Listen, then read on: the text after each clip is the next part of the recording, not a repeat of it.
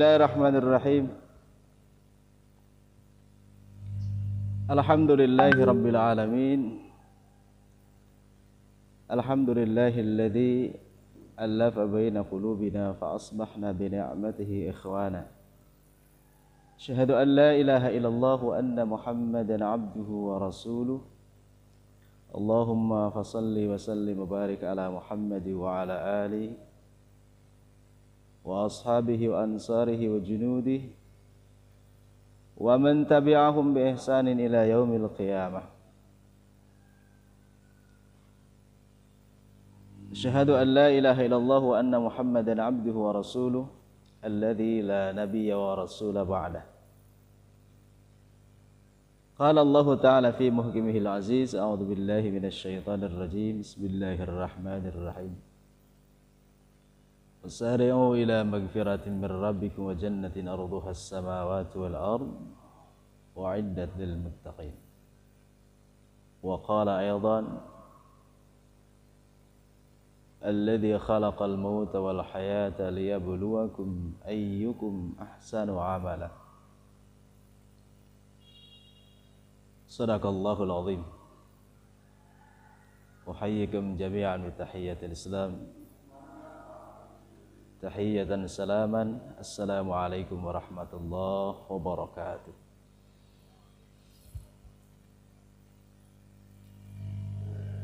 Segala puji milik Allah. Salawat dan salam mari kita sanjungkan ke atas Nabi kita Rasulullah Muhammad sallallahu alaihi wasallam. Pak War sehat semuanya nih? Alhamdulillah, terima kasih doanya Tad. Kalau peserta kajian pagi ini sehat semuanya. Alhamdulillah. Alhamdulillah nih di MIM Majnang ini. Oh Madrasah iya, Ibtidaiyah Muhammadiyah nggih. Ustaz Maskur betul. Saya dibantu sama Kang Haji Maskur ini pagi ini. Semoga semuanya sehat walafiat, Pak War dan keluarga besar PCM Cilacap Selatan sehat walafiat. Kemudian ikhwan yang lainnya dari PCM lain, terlihat ada PCM Kerja dan yang lainnya. Semoga Allah Ta'ala berkahi kita semuanya, berkahi dakwah kita semuanya. Allah hadiahkan kepada kita keberkahan hidup dan husnul khatimah tentu saja. Amin, amin ya rabbal alamin. Pak War ini sebelumnya afwan sekali nih. Ini saya mau tabayun dulu nih, konfirmasi dulu, itu yang sebenarnya ujian atau hujan itu? Salah tulis tadi. Yang benar ujian ya? Ya mohon nanti udah diganti. Ini ujian berarti ya? Iya, iya. Ujian. Kecepatan menulisnya. Masya Allah, Masya Allah. Alhamdulillah ala kulli hal. Saya senang sekali bisa bersilaturahim dengan Bapak Ibu sekalian, ikhwah sekalian yang ada di sekitar Kabupaten Cilacap. Dan ini adalah keberkahan tersendiri ketika Allah Ta'ala membatasi kita dengan ujian yang luar biasa ini. Ternyata selalu ada cara bagi orang beriman untuk menyambung dan terus melakukan kegiatan kebaikan atau amal saleh, dan salah satunya adalah dengan melalui cara seperti ini. Memang Allah Ta'ala menganugerahkan akal kepada kita manusia, itu adalah salah satu kenikmatan yang paling besar setelah kenikmatan hidayah itu sendiri. Pak War dan jamaah sekalian yang dirahmati Allah, pada hakikatnya memang hidup ini cukup singkat sekali. Sesuatu yang perlu kita sadari secara mutlak. Sehingga dari hal seperti itulah, atau dari kesadaran seperti itulah, kemudian orang akan mengupayakan dan mengikhtiarkan setiap jengkal usianya itu mesti bermanfaat. Hanya orang yang sadar benar bahwa kehidupan itu sangat sementara, kehidupan itu sangat dibatasi dengan waktu yang sangat sempit. Maka dia akan memaksimalkan seluruh potensi dan peran yang dia miliki untuk kemudian dimaksimalkan dalam kebaikan. Bahaya benar bagi orang yang merasa bahwa hidup ini tidak terbatas. Hidup ini seolah-olah tidak ada yang membatasinya, sehingga dia kecenderungannya akan memanfaatkan umur ini, usia ini, kesempatan ini dengan sesuatu yang percuma saja. Karena bagi dia hidup ini terlalu panjang. Kalau tidak sekarang berarti esok, kalau tidak esok berarti lusa, kalau tidak lusa berarti pekan depan, bulan depan, dan seterusnya. Islam mengajarkan kepada kita tentang satu konsep di mana semestinya setiap kita sadar bahwa antara kehidupan dengan kematian itu hanya berjarak jengkal tangan saja. Orang yang sadar, sekali lagi, orang yang sadar bahwa kehidupan ini tidak terlalu panjang, yang bisa jadi pagi ini adalah pagi terakhir, siang nanti adalah siang terakhir, dan sore nanti adalah sore terakhir, maka dia akan benar-benar memaksimalkan semua kekuatannya, semua potensinya untuk melakukan kebaikan. Bahkan dia akan benar-benar mengeksplor segala kemampuannya itu untuk benar-benar mempersiapkan diri menuju kehidupan selanjutnya.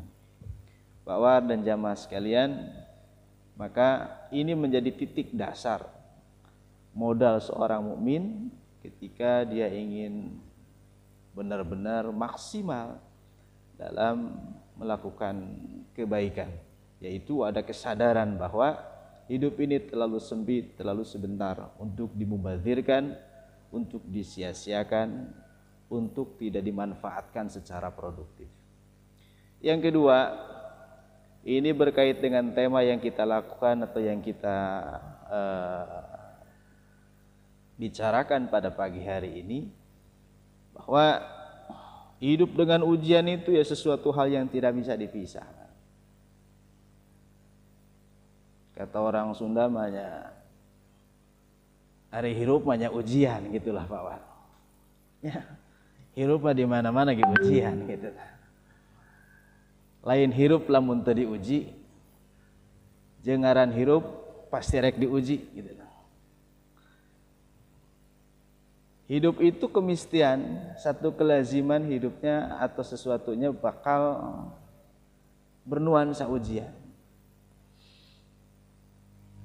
Sebab hakikatnya dua-duanya punya Allah berikan. Entah itu nikmat ataupun musibah itu sendiri, seperti yang kita yakini bersama, hakikatnya adalah ujian itu sendiri. Sebutan nikmat itu kan sebutan kita. Nikmat itu kita sebut untuk sesuatu yang mengenakan kan begitu. Seperti musibah adalah kata lain dari sesuatu yang tidak mengenakan. Padahal di sisi Allah hakikat keduanya sama. Sama-sama adalah ujian, ujian kepada si hamba. Adakah dengan nikmat dia pandai bersyukur, dan adakah dengan ujian yang Allah berikan dia pandai bersabar? Itu aja. Tak sedikit orang selamat dengan ujian nikmat, tetapi dia cenderung celaka, merugi ketika Allah uji dia dengan ujian musibah. Sebaliknya, ada orang yang selamat dengan ujian musibah, tapi dia tak bisa selamat dengan ujian nikmat. Saya sering mengatakan, kalau ujian musibah itu seperti kita melihat musuh yang nyata ada di depan kita. Dia mau mukul, kita sudah tahu gerakannya. Sehingga walhasil kesimpulannya lebih ringan, lebih mudah daripada kita berhadapan dengan musuh yang tak nampak, yang tidak terlihat, Sementara nikmat sendiri adalah tadi bagaikan musuh yang tak nampak. Maka seringkali orang lebih kuat dengan ujian musibah, tapi kecenderungannya dia tidak begitu kuat ketika berhadapan dengan ujian nikmat. Dulu ketika dia miskin, dia masih rajin ke masjid. Dulu ketika masih papa tak punya apa-apa, hidup masih repot, serba kekurangan, dia masih sering datang ke majelis ilmu, ke majelis ta'lim. Tapi begitu Allah uji dia dengan kecukupan, lupa segala-galanya. Yang dulu rajin baca ayat kursi, sekarang karena sudah punya kursi lupa pula ayat. Orang dulu rajin dia bertasbih, bertahmid, berzikir, tilawah, dekat dengan kiai dulu, dekat dengan ulama, tokoh masyarakat, tokoh agama ketika dia kekurangan. Tapi begitu Allah uji dia dengan kelebihan, kecukupan, lupa pula semuanya.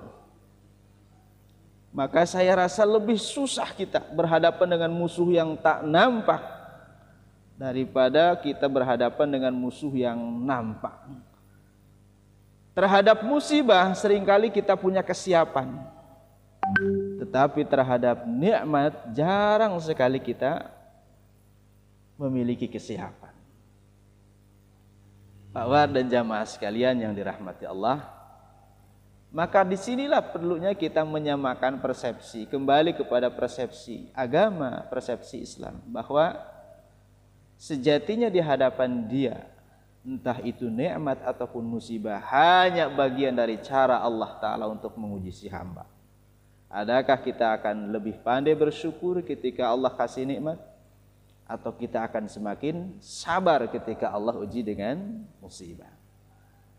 Jamaah sekalian yang dirahmati Allah, hari ini kita rasakan, tak perlu saya cerita bagaimana pedihnya, bagaimana susahnya, bagaimana terbatasnya kita sekarang. Kita rasakan benar pandemi ini benar-benar menjadi ujian bagi siapapun. Saya sering sampaikan, kita nggak usah cerita tentang kesusahan, wong semuanya juga lagi susah gitu. Kita nih susah, pekerja susah, pegawai juga agak kesusahan, walaupun agak mending, tak pegawai punya gaji, Pak War. Tapi sejatinya kita semuanya sedang diuji oleh Allah Ta'ala. Maka kalau kita tarik kepada benang yang sebenar-benarnya, kepada kesimpulannya seperti yang tadi di awal saya sampaikan, tentu saja bagi seorang mukmin kita akan mengatakan inna lillahi wa inna ilaihi rajiun. Hadza min indillah. Hadza min indillah. Semua ini berasal dari Allah. Cara Allah menguji banyak hal yang Allah inginkan barangkali dari kita semua dengan ujian yang luar biasa seperti ini. Satu, barangkali dengan ujian inilah Allah ingin mentalkhis iman kita, akan memurnikan kembali iman kita. Sadar atau tidak sadar, diakui ataupun tidak diakui, seringkali kita dengan fasilitas, kemudian dengan kondisi kehidupan kita, keseharian kita, kemudian kita merasa antara kita dengan Allah itu agak berjarak. Kadang-kadang teknologi menjadi alasan, kadang-kadang kesibukan menjadi alasan, kadang-kadang hal-hal lain menjadi alasan. Disitulah kemudian Allah Ta'ala menegur seseorang. Karena kalau saya yakin seyakin-yakinnya, Pak War dan Bapak semua sekalian, jamaah sekalian, tidaklah Allah menguji seseorang, atau tidaklah Allah Ta'ala menguji satu kaum, satu bangsa, kecuali memang ada sesuatu hal yang menyebabkan ujian itu datang. Sederhananya gini Pak Wan, saya satu waktu ketemu dengan Pak Wan, Kemudian saya panggil-panggil, Pak War begitu. Beliau tak tengok juga, jalan aja terus nyelengseng. Saya panggil yang kedua, Pak War, beliau tetap aja jalan. Bahasa Inggrisnya mengungkruk gitu lah. Ini paham gak kira-kira ini bahasa Inggris Majenang ini? Jalan aja. Panggil yang ketiga, Pak War, saya panggil lebih kenceng lagi. Beliau malah terus jalan, lebih kenceng lagi jalannya. Maka saya tak punya pilihan, saya pakai sandal. Saya lemparlah pakai sandal saya untuk supaya beliau nengok. Begitu kena kepala baru nengok. Kira-kira begitulah ujian itu. Ada orang berkali-kali diingatkan oleh Allah Ta'ala, dia tak sadar pula. Sehari semalam Allah panggil kita 5 kali, padahal Allah tak butuh dengan amal si hamba. Tapi karena Allah saking sayangnya ke si hamba, jangan sampai dia menciptakan neraka kemudian neraka dipenuhi oleh para hambanya itu. Sayang Allah ke kita, 5 kali Allah panggil kita, kita tak toleh-toleh juga, Masya Allah. Harian enggak, pekanan pun enggak datang sekalipun, Jumatan enggak pernah datang. Harian enggak, pekanan enggak, tahunan enggak datang juga. Padahal negeri ini Allah karuniakan keluar biasaan, keistimewaan yang luar biasa lah. Negeri mana yang bisa merasakan senikmat negeri ini dalam segala sisinya? Karunia, suasana, kondisi, waktu kita sangat berimbang antara siang dan malam. Cuaca kita sangat moderat, sangat enak, tak terlalu panas, tak pula terlalu dingin. Apalagi yang kurang? Tak. Karena kita memang secara geografis berada di negara di batasan atau di garis khatulistiwa, maka serba-serbinya kita dibuat nyaman, enak. Saya dari kecil puasa itu tidak jauh-jauh dari 13 jam dari dulu tuh Pak Wan. Orang Indo puasa itu rata-rata 13 jam, 13, sekian lah. Tidak jauh-jauh lah. Dari dulu saya puasa segitu terus jamnya. Kecuali waktu kecil biasanya jam 12 sudah buka. Bayangkan saja saudara kita yang di Malaysia, saudara kita di Brunei, saudara kita di Singapura saja beda jamnya puasa dengan kita. Sama-sama Asia Tenggara. Saudara kita di Korea, saudara kita di Jepang, di Taiwan, di Cina tak sama dengan kita. Saudara kita yang ada di belahan bagian barat, di Asia Barat, Saudi Arabia, Qatar, Bahrain, Uni Emirat Arab, Mesir dan seterusnya lah. Itu pun tidak merasakan senikmat kita. Kadang kalau musimnya lagi dingin, bisa jadi mereka lebih cepat berbuka. Tapi ketika musimnya musim panas, puasa sehari bisa 19-18 jam. Tapi tak kita rasakan di negeri ini. Itu dari sisi suasana, dari sisi kondisi, karena memang kita diuntungkan dan letak geografis kita. Belum lagi dari nikmat-nikmat yang lain. Nikmat karunia Allah Ta'ala berikan kita sumber daya alam yang melimpah. Masya Allah luar biasa lah. Tak terhitung, tak terhitung. Memang benar tak terhitung. Benar seperti yang Allah katakan, Allah firmankan di dalam ayatnya, wa in ta'uddu ni'matallah la tuhsuha, tak akan terhitung.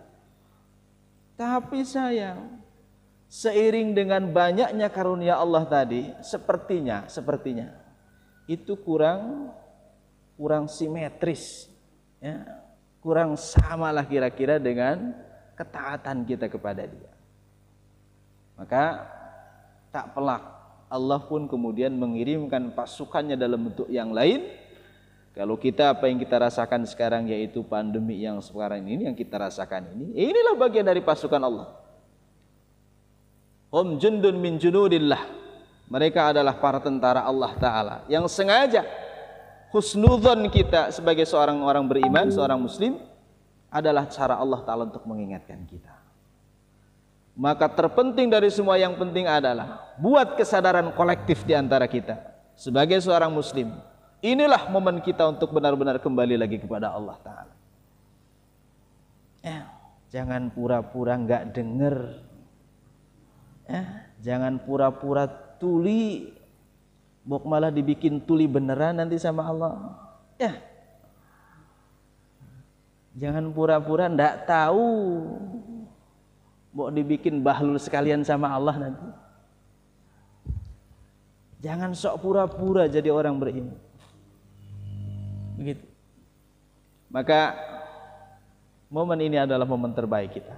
Musim seperti ini kita banyak di rumah, musim seperti ini kita banyak di masjid kita, musim seperti ini kita berada banyak di majelis kita tanpa banyak warawiri keluar.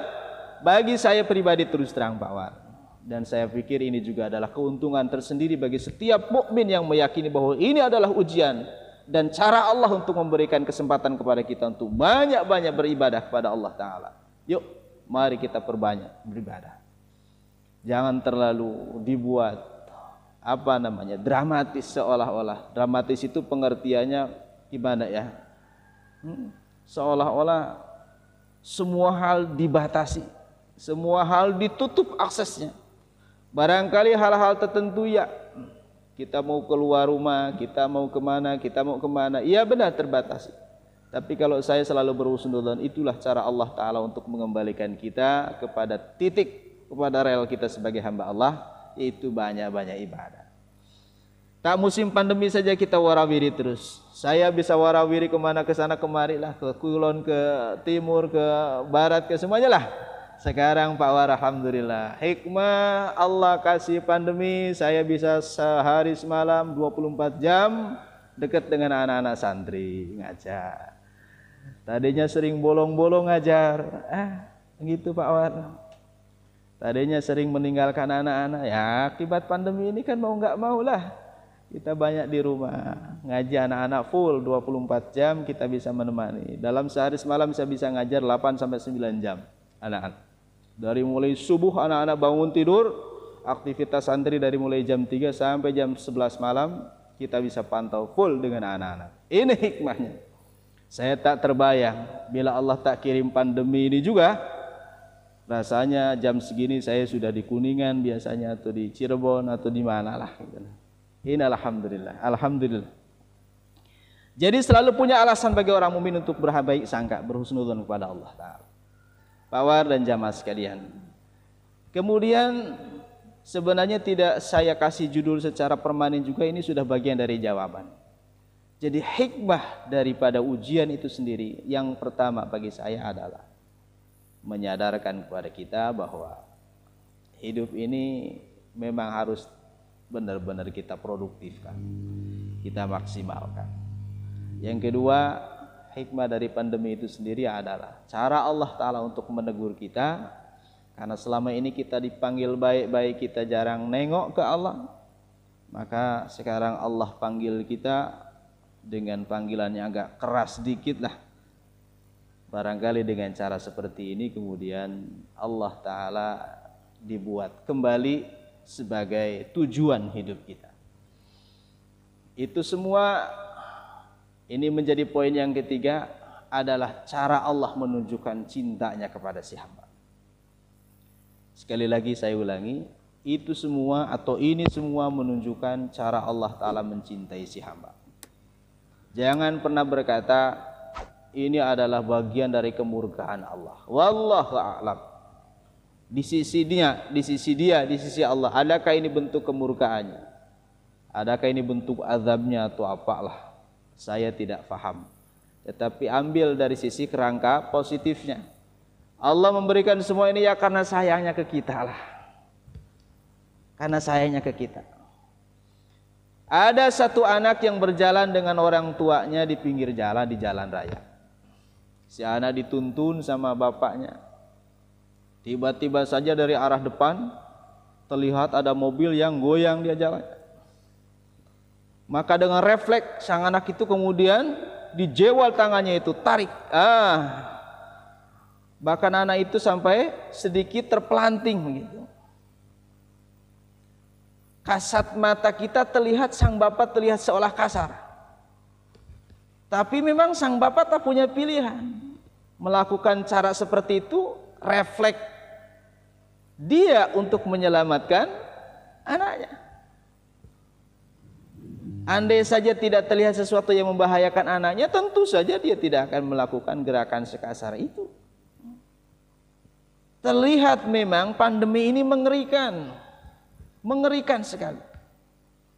Sudah terlalu banyak korban, dan tentu saja kita doakan kepada korban-korban yang telah Allah panggil dengan wasilah atau dengan perantara pandemi ini. Kita doakan semuanya yang Allah kasih sakit, Allah sembuhkan. Yang wafat karena bertugas atau karena hal lainnya, kita doakan semoga mereka semuanya husnul khatim. Tetapi kita harus yakin, inilah cara Allah Ta'ala mengasihi kita. Kita baik sangka kepada Dia. Allah cinta. Sebahagian di antara kita telah dipanggil dahulu, dipanggil lebih awal oleh Allah Ta'ala. Ya, kita doakan mereka semuanya semoga husnul khatimah, semoga mendapat kebaikan sesuai dengan amalnya masing-masing. Kita sekarang yang sampai detik ini Allah masih selamatkan, entah nanti, entah esok, entah lusa, tentu saja ini harus menjadi bekalan, menjadi bekal bagi kita. Kecintaan Allah yang besar itu yang dibuktikan dengan kesehatan yang masih terjaga dalam diri ini harus kita manfaatkan sebaik-baiknya untuk melakukan banyak agenda kebaikan. Capek lah Ustaz, capek mah biasa lah. Jangankan orang beramal baik, beramal saleh, jadi orang maaf cakap nih ya, orang maling saja berisiko nih Pak Wah. Ya. Ya tak? Iya, ketahuan digebukin mati pula babak belur ya. Orang mukmin capek memang harus capek lah. Ya. Salah seorang alim dari Mesir berkata, la rahata li mu'minin illa fil jannah. La rahata li mu'minin illa fil jannah. Tak ada waktu istirahat, tak ada kata istirahat bagi seorang mukmin kecuali nanti di surga. Maka jangan terlalu banyak waktu untuk dibuang sia-sia. Istirahat, jangan. Dah kita mah bukan bayi ya. Saya juga agak aneh kalau ada seorang mukmin tidurnya sehari kok bisa 8 sampai 10 jam sih, gimana itu? Saya batasi anak-anak kita tidur tidak terlalu banyak, anak santri ini, supaya menjadi kebiasaan. Katanya kan bisa itu karena biasa begitu ya. Biasa itu karena dipaksa kayak gitu. Maka kita biasakan anak-anak itu tidak terlalu menikmati hidup ini dalam pengertian khusus, yaitu tidak boleh dia merasa hidup ini seolah-olah tanpa ada keharusan, beban yang harus dipertanggungjawabkan kepada Allah Ta'ala. Maka kita kasih istirahat pun tidak terlalu lama, terlalu banyak, supaya mereka terbiasa menjadi pribadi yang survive menghadapi ujian nanti dari Allah Ta'ala. Seiring umurnya manusia itu kan biasanya semakin berat tanggung jawab, maka kita siapkan. Itulah jamaah sekalian yang dirahmati Allah, bahwa fahami oleh kita semuanya, yang namanya hidup itu memang benar-benar harus dipertanggungjawabkan. Sehingga 1 detik yang telah berlalu, 1 menit yang telah berlalu, 1 bulan, 1 tahun yang telah berlalu, harus berani kita mempertanggungjawabkan semuanya. Untuk supaya kita berani menatap orang yang meminta pertanggungjawaban kepada kita nanti di sana, maka tak ada pilihan lain kecuali sibukkan hari-hari kita, waktu-waktu kita untuk banyak beribadah kepada Allah Ta'ala. Tentu saja dengan kapasitas masing-masing, karena ibadah itu maknanya luas kan. Para alim berkata, ibadah itu adalah ismun likulli jama'in ma yuhibbuhullah wa yardah. Sebuah nama untuk semua aktivitas yang Allah sukai, Allah cintai, itulah ibadah. Maka ibadah itu tanpa sekat. Secara umum ibadah itu terbagi 2, ada yang mahdhah dan ghair mahdhah. Kita seringkali kemudian terpaku, terpana ketika kita dengar ibadah seolah-olah berkaitan dengan masjid, sholat, Quran, haji, umrah, zakat. Padahal ada ibadah bagian kedua, yaitu ibadah yang disebut dengan ghair mahdhah. Tak langsung kita berhadapan dengan Allah, tetapi melalui hablum minan nas. Maka apapun itu, segala profesi apapun itu, Bagi seorang mukmin harus menjadi bekalan dia untuk menjadikan semua aktivitasnya itu benar-benar menjadi bekal nanti di akhirat. Apapun itu. Itu Pak War sebagai seorang pendidik, pengajar, guru. Saudara kita yang lainnya ada yang petani. Apa kata mulia petani itu? Mulia sekali. Saya saja nggak bisa macul, nggak biasa macul nyangkul, bisa makan. Padinya dari mana itu? Dari mereka. Kalau kita katakan bahwa mengajar itu adalah jihad fi sabilillah, tentu saja petani pun adalah jihad fi sabilillah. Pedagang, apalagi pedagang yang jujur. At-tujarus shadiq. Pedagang yang jujur itu kata Rasulullah sallallahu alaihi wasallam, maka tak ada kelompok yang lebih istimewa kecuali kelompoknya para nabi, para siddiqin, para syuhada, para salihin. Mereka akan disertakan dengan kelompok itu. Masya Allah, saking susahnya mencari pedagang yang jujur. Apalagi tak ada profesi hina dalam agama ini ketika diisi dengan kebaikan dan kebaikan. Maka jamaah sekalian, di tengah-tengah ujian kondisi yang luar biasa ini harus kita sadari bahwa hidup ini memang akan selalu penuh dengan ujian. Hidup ini akan selalu penuh dengan ujian. Ayatnya tak usah saya baca karena semuanya sudah paham. Ada 29 ayat dalam Al-Quran yang mengulang-ulang terus bagaimana Allah Ta'ala menciptakan manusia ini akan selalu disertai dengan ujian. Imam Ibnu Katsir merilis beberapa ayat-ayat yang memang secara takhasus berbicara tentang ujian bagi manusia.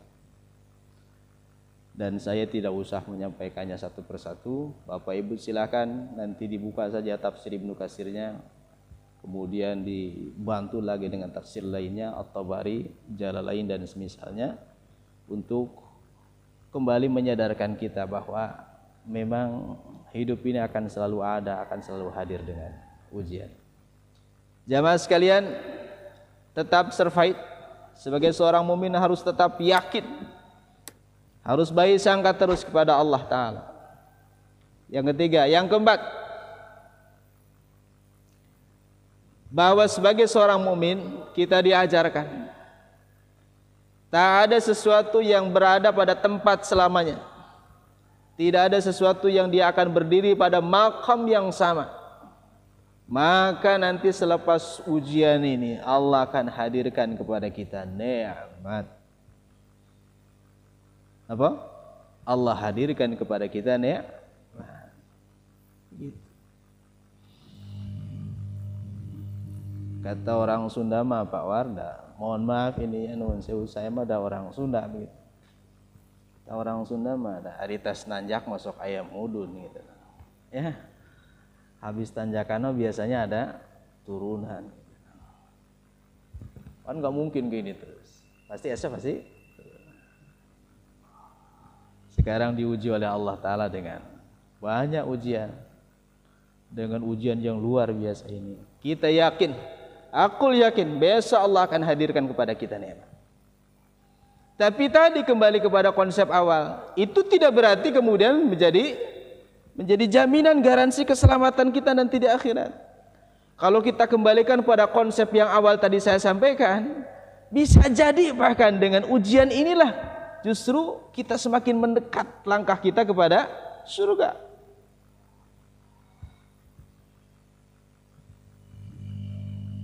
Bahkan na'udzubillah, andai pun nanti Allah kasih kita keringanan musibah, bahkan kemudian Allah cabut musibah, Allah ganti dengan kenikmatan, justru menjauhkan kita dari surganya Allah Ta'ala. Tak ada jaminan.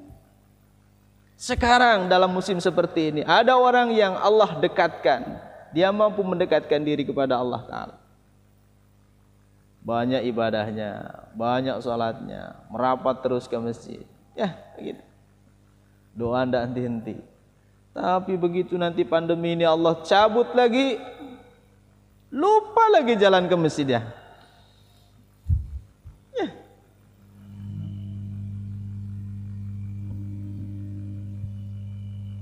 Dulu ketika pandemi dia rajin ngaji, datang ngaji, majelis di mana-mana dia datangi, Tapi begitu pandemi ini lewat, dia tidak ada halangan untuk kesana kemari, sibuk lagi dengan aktivitas kesana kemari lagi. Taklimnya lupa lagi sampai. Jadi tidak selalu bisa kita fahami bahwa ujian ini sebagai sesuatu yang akan mengurangi potensi kebaikan kita. Seperti nanti selepas ini ujian Allah cabut, Allah ambil, itu tidak berarti kemudian akan menambah kebaikan bagi kita. Tidak. Bagi seorang mukmin, dia harus selalu memposisikan sama antara ujian, antara musibah dengan nikmat. Bahkan tadi saya sampaikan di awal, saya lebih takut lagi ketika menghadapi nikmat itu. Jangan-jangan dengan nikmatnya nanti Allah cabut pandemi dalam kehidupan kita ini, kita akan kembali lagi kepada pola hidup semula, yang jarang menyebut Allah, yang jarang kita memanfaatkan lisan kita untuk menyebut Allah, yang jarang kita merintih lagi kepada Allah, menangis tengah malam, meneteskan air mata, menghibah kepada Allah Ta'ala. Jangan-jangan lagi nanti setelah pandemi ini Allah cabut, ada banyak umat manusia ini yang menjaga jarak lagi kepada Allah Ta'ala. Siapa tahu di antara kita ini bahwa beginilah cara Allah Ta'ala untuk memperbaiki hidup kita. Sengaja Allah kurung, Allah lockdown kita, nggak bisa kemana-mana. Saya nggak bisa menemui Pak War dan kawan-kawan di Cilacap. Ya, Allah tahan kita. Nah, ibarat ayam itu, Pak War, ibarat, maaf cakap nih ya, ibarat ayam atau ibarat kambing itu kita sengaja dimasukkan ke kandang gitu loh, untuk supaya tidak gigit-gigit, tidak makan-makan, cari rumput atau cari tanaman tetangga yang kita makan tuh, yang dimakan tuh sama kambing tuh. Selama ini karena kita terlalu sibuk di luar, kambing nate nyatuan ubatur gitu lah. Ini Kang Supar agak ketawa-ketawa karena dia paham Sunda ini. Ya, selama ini kambing itu sudah terlalu banyak makan tanaman orang. Itu warawi di sana sini tak peduli halal haram, pokoknya dia makan. Bahasa Inggrisnya asal subuh dina beteng, ngeunah dina letah, lebok gitu dah. Nah, inilah cara Allah Ta'ala, ya, inilah cara Allah Ta'ala untuk menyelamatkan kita. Kita masukkan, kita karantina, dikarantina oleh Allah Ta'ala, kita di lockdown. Harapannya sekali lagi, jangan-jangan di balik semua ini adalah Allah ingin memperbaiki diri kita. Allah ingin memperbaiki diri kita. Kita jadi sering-sering ke masjid, kita jadi sering-sering tilawah Quran, kita sering-sering buka buku-buku tentang agama, kita sering-sering lihat kajian, kita sering-sering berdekatan dengan keluarga. Selama ini kan jarang ketemu sama anak, jarang ketemu sama istri. Akibat lockdown seperti ini, Pak War punya potensi nambah anak lagi tuh nih. Kalau banyak hikmat ya. Ada banyak teman saya cerita, Ustaz, alhamdulillah nih gara-gara pandemi kita sering di rumah, alhamdulillah istri saya sekarang hamil lagi gitu. Nah, itulah nikmat. Positif tapi positif hamil. Kang Supar, lebih baik positif hamil katanya daripada positif pandemi tadi. Nah, nikmat lah. Ada banyak lah. Maka pantang bagi seorang mukmin itu untuk berburuk sangka kepada Allah Ta'ala. Saya ulangi lagi, pantang bagi seorang mukmin itu untuk berburuk sangka kepada Allah Ta'ala. Karena Allah selalu punya caranya sendiri untuk memperbaharui, untuk memperbaiki kehidupan kita. Allah tak bisa diatur sama kita. Kita saja sok kadang-kadang merasa Tuhan, merasa lebih Tuhan daripada Tuhan. Kadang-kadang kita memposisikan Allah itu, maaf cakap nih Pak Wala, kayak babu gitu lah. Kayak babu, kayak pembantu gitu loh. Allah saya minta ini, pengennya langsung dikasih gitu. Allah saya minta B, pengennya dikasih itu. Allah saya minta ini, kasihnya itu. Ini Allah tuh Tuhanmu atau babumu kayak gitu. Allah memberikan sesuatu itu liman yasha, sesuai dengan kehendak Dia.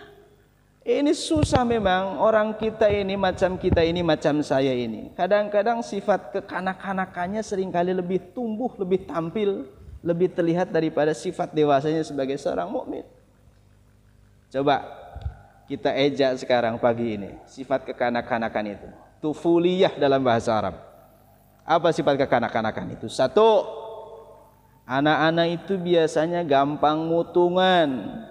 Ya, Pak War, Bapak Ibu sekalian, ini para jamaah yang hadir sama-sama hadir. Anak itu kan gampang mutungan, nggak dikasih mutung. Sekali dua kali berdoa nggak dikasih mutung. Ya, lah Pak War ini bohong saja, Ustaz Ruhyat ini bohong saja. Katanya kalau rajin tahajud rezeki lancar. Katanya kalau rajin duha rezeki lancar. Baca Al-Quran banyak-banyak katanya bisa semuanya diberkahi. Lah ini deneng. Deneng. Bahasanya deneng. Ini tufuliyah namanya kekanak-kanakan. Kita minta kepada Allah itu bukan urusan ijabah atau bukan ijabah, karena urusan Dia. Domain kita adalah melakukan. Urusan ijabah biarkan menjadi wilayahnya Allah Ta'ala. Lagian yang kedua, kita selalu salah kaprah dalam memahami ijabah. Seolah-olah kalau Allah tak kasih apa yang kita minta berarti tak diijabah. Sejak kapan ada konsep ijabah seperti itu? Allah kasih kepada kita itu sekehendak Dia, dan kita harus yakin sebagai seorang mukmin apapun yang Allah kasih itulah yang terbaik.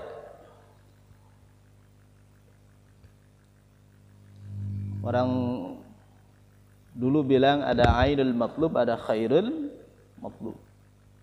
Allah kasih apa yang kita minta, itulah namanya ainul matlub.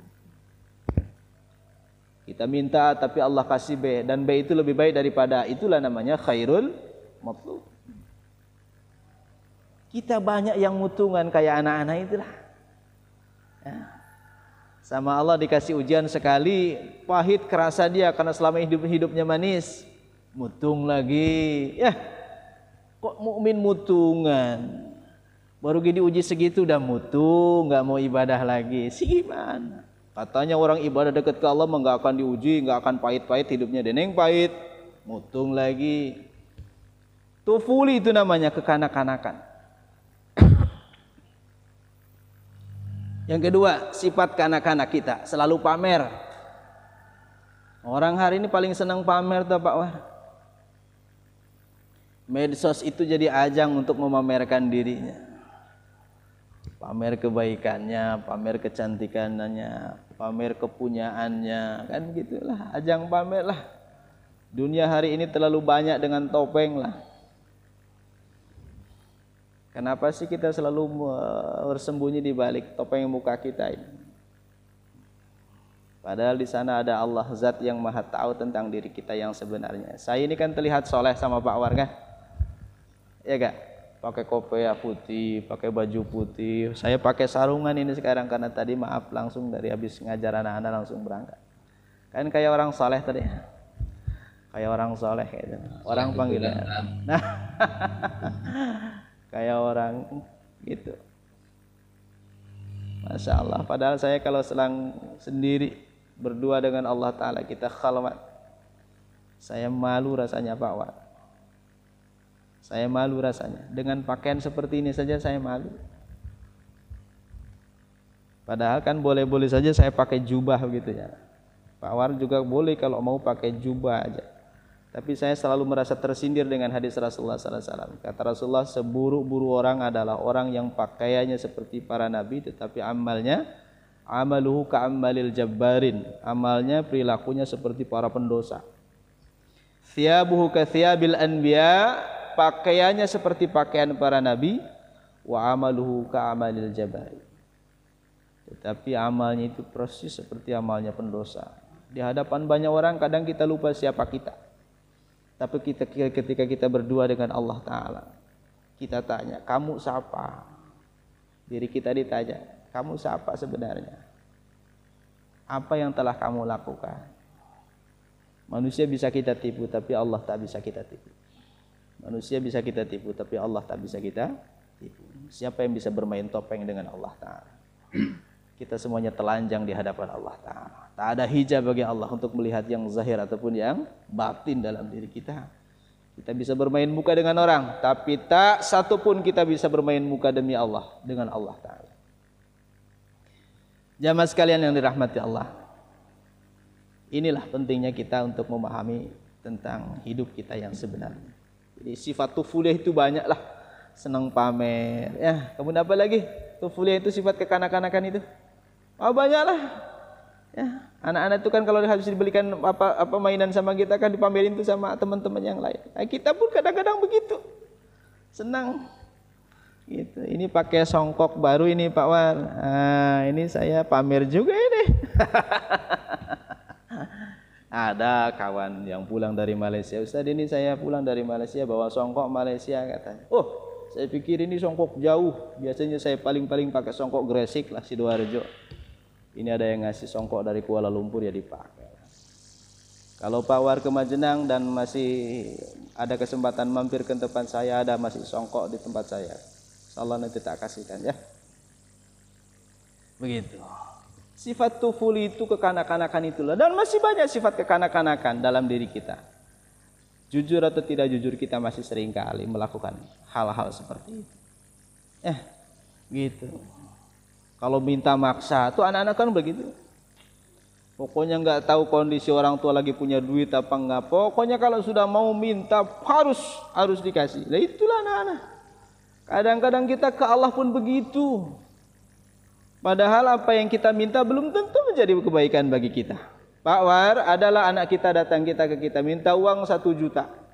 Orang tua yang bijak tentu saja dia tidak akan memberikannya secara cepat tanpa mempertimbangkan dulu, bertanya dulu ini uang untuk apa, kan begitu. Dan masih banyak lagi, Jamaah sekalian yang dirahmati Allah, tak terhitung hikmah di balik ujian ini.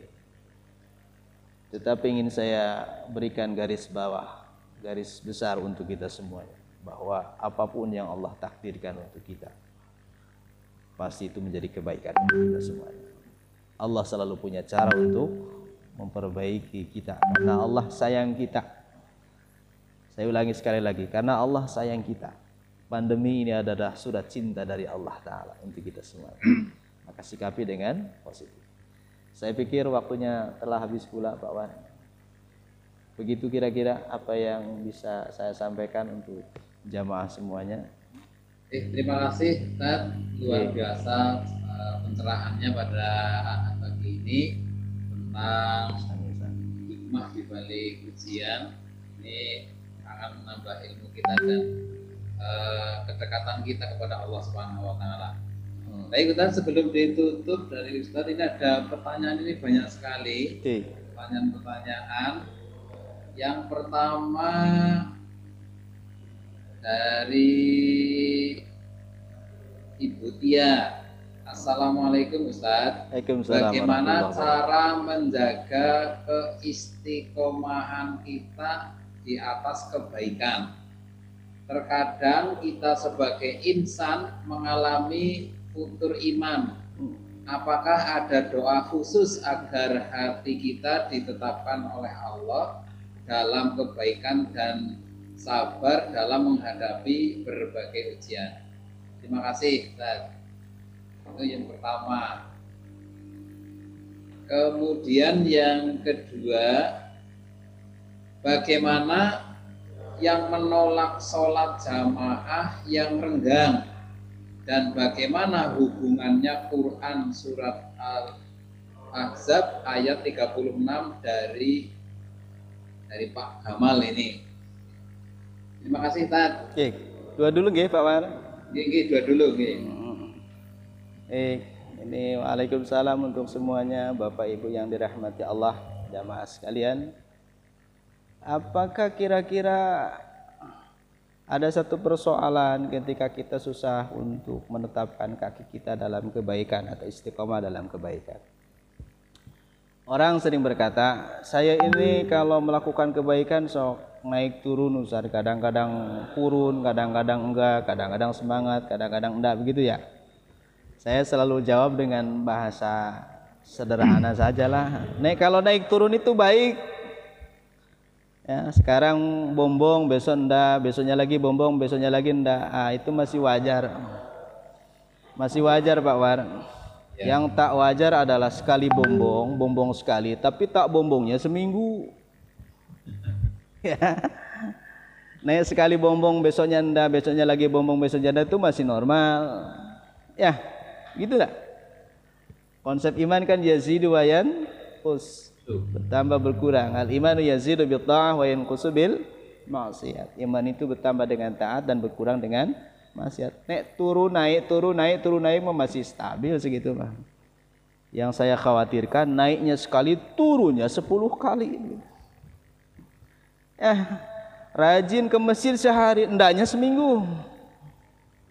Baca Quran kalau lagi ketempel sama yang positif masuknya, sehari bisa sejuz. Tapi setelah itu plong, sebulan enggak baca Quran. Nah, itu yang payah. Tidak.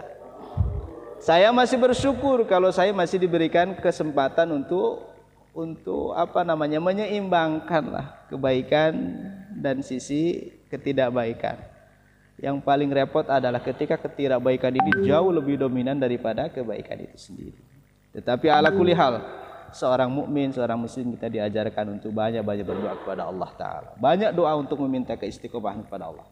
Allahumma a'inna ala dzikrika wa syukrika wa husni ibadatik. Allahumma a'inna ala dzikrika wa syukrika wa husni ibadatik. Setiap sujud akhir kita diajarkan oleh Rasulullah SAW untuk banyak berdoa. Salah satu di antara doa itu adalah Allahumma ya muqallibal qulub tsabbit qalbi ala dinik. Allahumma ya muqallibal qulub tsabbit qalbi ala dinik. Jadi kalau urusan naik turun, purun tidak purun, bombong tidak bombong, semua kita sama. Ustaz sama, ya sama aja Pak Wah. Teman saya itu berkelakar, kalau setan mengganggu orang biasa, ya setannya juga orang setan biasa, katanya begitu. Nah, ini yang diganggunya ustaz, berarti setannya juga kelas ustaz lagi itu. Ya sama aja lah, sama aja. Ustaz nggak ada bombongnya juga sama lah, sama kita ya. Makanya kata orang Sunda mah doanya satu, Allahumma paksakeun gitu ya. Apa Pak? Allahumma paksakeun gitu nah. Ya, dipaksa kena itulah. Gak ada jalan lain. Banyak berdoa kepada Allah Ta'ala. Yang kedua, support iman itu dengan kebaikan. Kalau kita kembali kepada rumus yang tadi, rumus hadis yang tadi, al-imanu yazidu bil ta'ah wa yanqusu bil maksiat, maka berarti rumus untuk supaya iman kita selalu punya energi, punya tenaga, maka terus kasih support makanan yang banyak. Makanan yang banyak untuk iman adalah taat. Makanan yang banyak untuk iman adalah taat. Maka dengan taat itulah kemudian akan mendongkrak kembali iman. Makanya saya selalu sampaikan antara iman dan amal saleh itu dalam Al-Quran kan dua kata yang tak dipisahkan. Illal ladzina amanu wa amilus salihati wa tawasau bil haq dan seterusnya. Selalu Allah ketika bicara iman maka kalimat berikutnya adalah amilus salihat. Ya, ini karena memang dua hal yang tak bisa dipisah. Iman seharusnya melahirkan amilus salihat, dan amilus solihat yang nanti akan mendongkrak iman. Ini siklus yang tidak akan pernah berhenti. Iman lahir amal salih akan dongkrak iman. Terus berputar seperti ini. Siklus ini terputus, maka itu yang bahaya. Oke, terima kasih Tad atas pembahasannya. Yang kedua tadi, bagaimana yang menolak sholat jamaah yang renggang, dan bagaimana hubungannya Quran surat Al-Ahzab ayat 39. Hukum bagaimana orang menolak untuk sholat renggang, karena dia berkeyakinan bahwa halnya seperti hadis Rasulullah SAW, kita diperintahkan untuk merapikan dan merapatkan saf, kan begitu. Sawu sufufakum fa inna taswiyatas sufufi min tamamis salat, ada yang mengatakan min iqamatis salat, dan banyak hadis-hadis lain yang menyuruh kita untuk merapikan, merapatkan barisan. Pak War dan jamaah sekalian, agama ini luar biasanya adalah agama yang gampang untuk disesuaikan dalam segala situasi dan kondisi. Saya tidak membayangkan kalau agama ini Allah paksakan dalam setiap situasi dan kondisi, wajib untuk kita laksanakan. Yang kedua, dalam agama ini selalu ada rukhsah. Saya ulangi lagi, dalam agama ini selalu ada rukhsah. Selalu ada rukhsah, dispensasi. Ya. Lah yang wajib saja bisa tak wajib. Yang haram saja bisa boleh dilakukan pada saat darurat. Apalagi bukan sesuatu yang wajib, tentu saja akan sangat mungkin untuk kita hindari atau kita tinggalkan untuk sementara waktu demi meraih kebaikannya lebih banyak. Karena dalam kaidah usul fikih, menghindari kemaslahatan itu, menghindari keburukan itu harus jauh dikedepankan daripada melakukan kebaikan. Saya ulang, menghindarkan diri dari kerusakan, kemafsadatan itu harus lebih diutamakan daripada melakukan kebaikan. Menghindari kemafsadatan, kerusakannya lebih besar adalah tersebarnya pandemi kemana-mana. Sementara kebaikan itu sendiri adalah tadi merapatkan saf dan lain seterusnya. Tentu saja untuk menghindari kemafsadatannya lebih, maka kita korbankan sedikit kebaikan yang telah kita biasakan. Gitu ya. Jadi darul mafasid aula min jalbil masalih. Itu kaidah usul fikihnya. Darul mafasid muqaddamun ala jalbil masalih. Begitu kaidah. Terima kasih Ustaz, luar biasa penjelasannya. Kembali lagi pada kajian Ahad pagi ini. Mohon maaf karena waktu. Sekali lagi terima kasih pada Ustadz Ruhyat, kemudian para timnya yang di situ, Ustadz Maskur, kemudian Bapak Ibu semuanya peserta kajian pagi luar biasa ini. Dari pesertanya ada 95, kemudian yang YouTube ada 25. Ini luar biasa. Dan mudah-mudahan ini ada yang rombongan malah satu masjid dari PCM Kedungreja ini. Kalau seandainya dijadikan satu tempat ini mungkin tidak cukup ini. Ini hikmah dari ujian atau pandemi di saat ini. Baik Ustaz, mau ditutup dengan doa, monggo dipersilahkan. A'udzubillahi minasyaitonirrajim. Bismillahirrahmanirrahim. Alhamdulillahi rabbil alamin. Hamdan syakirin lakal hamdu ilaikal mustaka wa antal musta'an wa la hawla wa la quwwata illa billah. Allahumma iyyaka na'budu wa laka nusalli wa nasjudu wa ilaika nas'a wa nahfid. Narju rahmataka wa nakhsha 'adzabak. Narju rahmataka wa nakhsha 'adzabak. Narju rahmataka wa nakhsha 'adzabak. Inna 'adzabakal jidda bil kuffari mulhaq. Inna 'adzabakal jidda bil kuffari mulhaq. Allahumma ya Rabbana ya Karim, ilahana wa ilaha kulli syai' wa rabbuna wa rabbu kulli syai', la tada' lana dhanban illa ghafartah, wa la hamman illa farrajtah, wa la daynan illa qadaitah, wa la aduwan illa ihtadah, wa la aiban illa satartah, wa la mu'assiran illa yassartah, wa la hajata min hawaijid dunya wal akhirata illa qadaitaha.